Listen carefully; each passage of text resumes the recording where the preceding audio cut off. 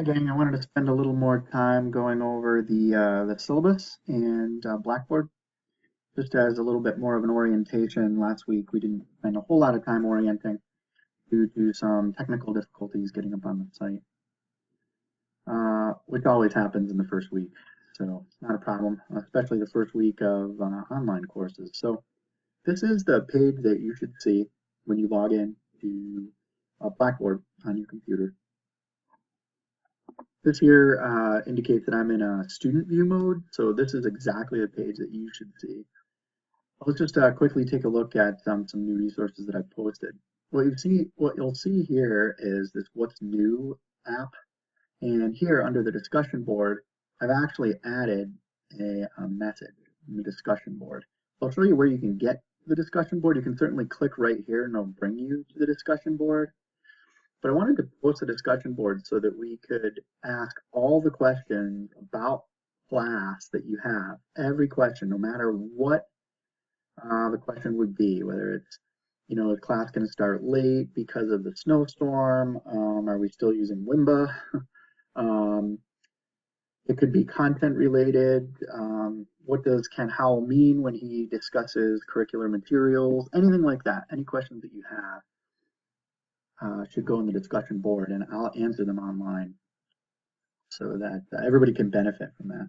But let's just take a look at this link where you'll find the syllabus right here. I just updated a brand new version today with some more clear grading criteria for the teacher interview, which is really one of the sort of first big assignments coming up.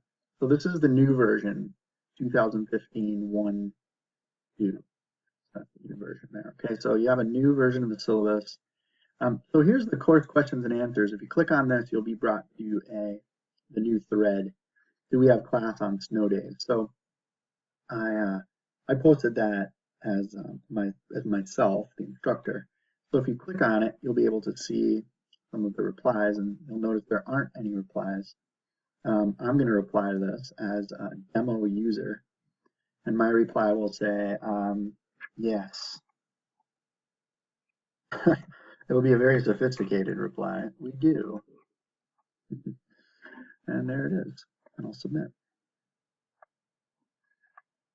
Okay, so you'll see that that thread there. When I click OK, go back, you'll be able to see that there were two posts, the original question and then an answer.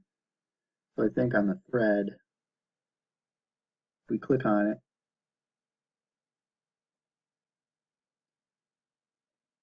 we'll be able to see all the responses. Of course, we have class on snow days.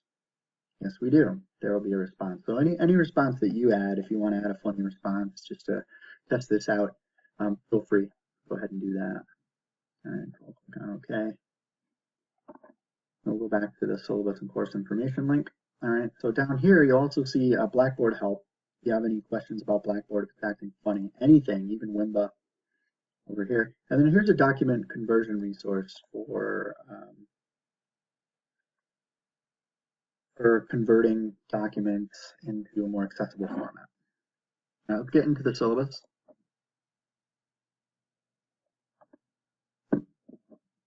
Apparently Adobe needs my permission to run. I'm going to let it work. Okay, so here's the syllabus. As I mentioned before, this is one of my favorite classes to teach, primarily because it provides the content that's underneath everything else that you'll be learning all about the interventions. When you take your interventions courses, assessment courses, pretty much everything we'll be talking about the content of the assessments and instructional techniques and interventions that we learn throughout the program. This is the background for that. This class is the background. So you'll see the course goals and objectives that we went over. Just some clarity on the textbooks. Again, just wanted to mention that I do recommend that you purchase this book, but it's hard to find and it's expensive. It's one of the best textbooks out there for really having lots and lots of resources. So I do recommend that you purchase it, but if it's just outside of your budget, I will be making the necessary readings available on Blackboard. Kind of a quote unquote off the record thing, because I don't really have, I hate to say this, but I don't no, I don't have permission to make these readings available. Okay, but I want to do that as a way. I'm in the process. Let's put it this way. I'm in the process of getting permission to make the readings available, but I haven't secured that permission. Okay, so that's why readings are available in Blackboard if you need them, but I do strongly recommend you. This book, definitely purchase. Okay, I'm not going to make any of the chapters available here. Required journal articles, anything else that we need to read, as you'll notice, up on the site. I do take a look at participation and attendance, which is required. So every week I'll be doing a quick rating of your participation in class and attendance. I do ask that you complete the weekly readings thoroughly, the best that you can, and we'll spend a little bit of time in class discussing even more. So beginning on the 23rd of February, today is the 9th, so 2 classes from now? Where are we? Yeah, 2 classes from now. Co-leaders are listed way down here. Let's see, the first co-leaders are Rachel and Victoria on the 23rd. Okay, these were randomly sampled. So we'll go all the way back up here. You will put together some handouts. Really up to you as to how you go about creating the handouts, but really take a look at how well these handouts meet intellectual standards. Okay, they should summarize and inform and clarify challenging topics, one or more challenging topics. Doesn't have to hit all of the points in the chapters. These chapters are broad surveys, many issues, but you should feel free to identify 1 topic, 2 topics, 3 topics that are challenging to get through and try to clarify those topics. Okay, it's important that this assignment meets intellectual standards, so I put in a link here to kind of go over the kind of intellectual standards that I find to be important. Actually, they're universal intellectual standards, so many people find them to be important. And the 3 that I focus on in this course, because there is a lot of sort of brief overview of lots of information, are these 3: accuracy, precision, and relevance, as well as clarity. So let's just say these 4. So these 4 are very important, especially with regard to the handouts, because we don't have time to go into a lot of depth or a lot of breadth for the handouts. You definitely want to think about logic and fairness as well, but spend the most time thinking about whether or not your handouts are clear, accurate, precise, and relevant to what we're doing. Okay, so that's critically important there. We'll go back to the syllabus. Okay, back to the syllabus. All right, that's the handout. So teacher interview. Okay, I did post the teacher interview protocol and the informed consent handout. Informed consent handout is really what you need to do first. All right, so you'll notice that it's pretty clear. You'll be conducting an interview, a very brief interview. You should destroy the audio, because you will be audio taping the interview. And then you just create a summarized version of a transcript, meaning that you don't have to do it verbatim. It should be as close to verbatim as possible. This is the updated information right here, how it's graded. Okay, so I am using accuracy, precision, and relevance. And the due date is before 5 p.m. on Wednesday, the 25th. All right. So let's just quickly take a look at where the resources will be. They'll be here under course materials. The informed consent handout that you need to do first with the teachers when you schedule time with them is right here. Okay, so you can just hand this out to them. Obviously, teachers, you shouldn't be concerned that teachers can't read or would struggle with reading, so you can certainly just hand this out to them and have them either sign that they decided to consent to the interview, get that back to you, or not to consent to the interview. Signature, initials. Pretty straightforward in terms of a form. Okay, it says how the interview will be conducted. You can get more information here as well, so take a look over this form before you hand it out to the teachers. So in case they ask you any questions, you can answer those questions. All right, so there's the form. And then the interview protocol, as I mentioned right here, it's less of a protocol usually what a protocol means is you must do it just like this. It's more of a listing of just some useful questions. And you only have 10 to 15 minutes for the interview. It should not go over that because teachers don't have a lot of time. And less time spent means more time preparing. So it'll indicate to me that you spent some good quality time. So here are a bunch of questions that could be useful for you in this activity. All right, so those are the two forms that I updated today. So we'll go back to the syllabus.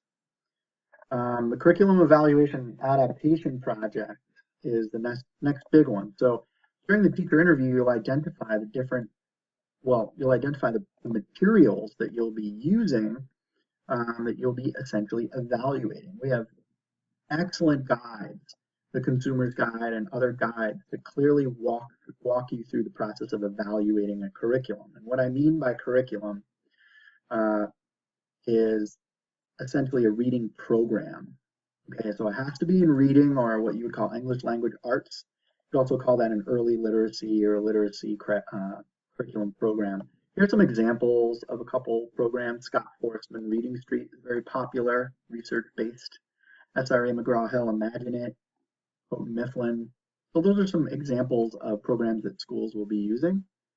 All right, the project is due on Monday, May 18th. This is kind of a big project. What I mean is there's many working parts, but we've done this a number of times, and the working parts allow you to essentially be evaluating the materials that you see in front of you. Lots of checklists and more information to go over. So I'll be making more of these tutorials and others to help you out there. Okay. We also will have a final examination, what you would call a sort of a no pressure open book take home exam, where we'll have 8 short answer and 2 essay questions. Those will be made available online. You'll probably be seeing another item over here that says final exam, and you'll be able to click on it and take the exam. It won't be timed. I think the only timing that will occur will essentially be that once you open it, you may need to complete it. Actually, no, that's not the way we're going to do it. We're going to do it so that it is open, that you can save your responses and come back to it. So I'm going to open it and make it so that it's not only open for a couple hours, but open essentially from 6 p.m. on Monday, May 18th. This is essentially finals week to May 22nd. Okay, so any questions on that should be clarified by the end of the year. Here's the breakdown. You'll see that the majority of your points are given to the class attendance and engagement. So being at our class meetings via WIMBA or whatever else we figure out to use, will be there. Engaging and watching these tutorials is included there because I am tracking the number of views. I can't see exactly who has viewed this, but I am tracking the number of views, so I'd like to see that most of the class is engaged. The final exam, 10 questions, and then the curriculum and evaluation project. Okay, the teacher interview is worth about 11%, and then the handouts are worth about 10%. That's about 10% of the grade. Okay. This is the UMass grading policy and all other typical policies that you should see standard in all of the all of the syllabi for our program should say about the same thing. If you notice any problems, just let me know or post it in the class discussions and I'll address it there, okay? Code of conduct, all that good stuff. And then, oh, it's on a different page. I wanted this to be not at the bottom of this page, but that's okay. Maybe I'll make another version. So here's the course schedule. Please complete the readings in the specified order. Very important because so you would want to read Ju before Vygotsky. You want to read Howell and Nolet chapter 2 before chapter 4, and so on and so forth. It's meant to provide you some background information. So understanding the Craftwell article for March 2nd's class is critical to understanding the Mayer and the Eurasian and Miranda articles. Okay.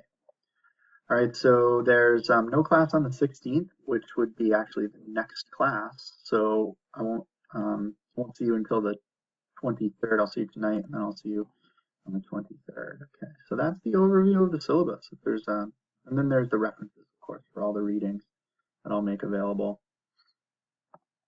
You should see some new class folders coming up and being available as well. That will include these readings and the further readings as well. All right, so any other questions, just post them on the discussion board. Try not to send me an email with the questions. I've subscribed to the question and answer discussion board, so that what that means is that I will be getting an email that tells me that I have to answer a question or there is a new question in the discussion board. So, all right, so if you have any questions, please post it on the discussion board, which again is available right here under syllabus and course information, right down here, course questions and answers. I call it the discussion board, but it's really under course questions and answers. All right, have a good one, enjoy the snow, and we'll see you tonight.